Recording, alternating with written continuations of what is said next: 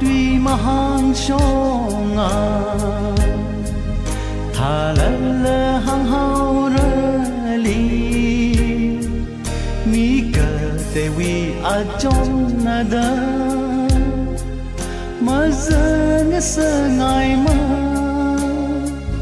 thà lỡ sơ kỳ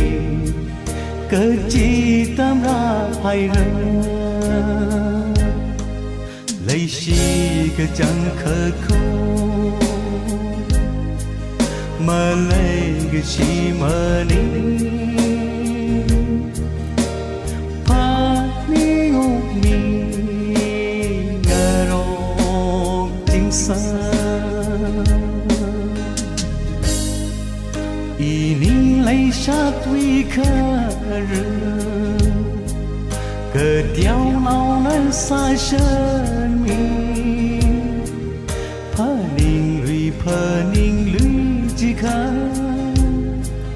mà lấy cái chi mà ni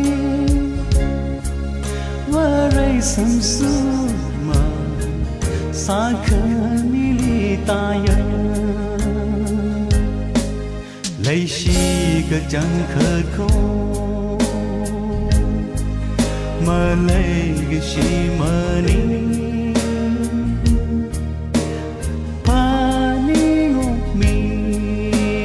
ngờ rô chính xác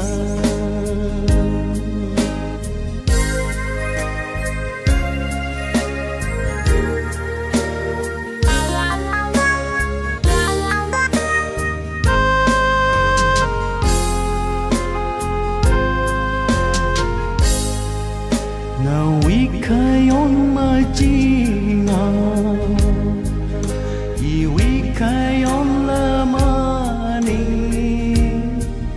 lấy sát cả số là rong la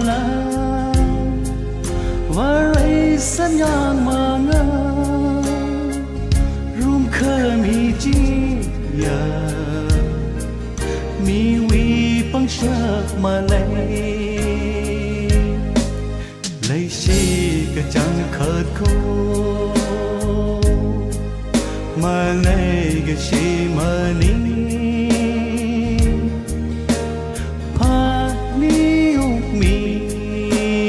ngờ rô chính xác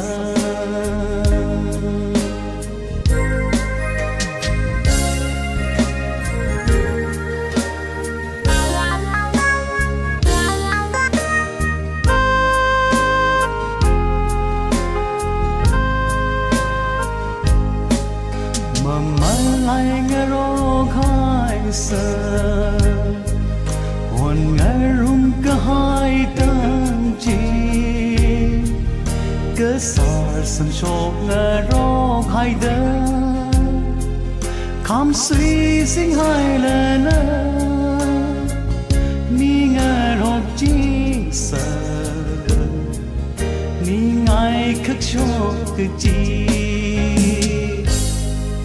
lấy chi cái chẳng khờ khô mà lấy cái chi mà ni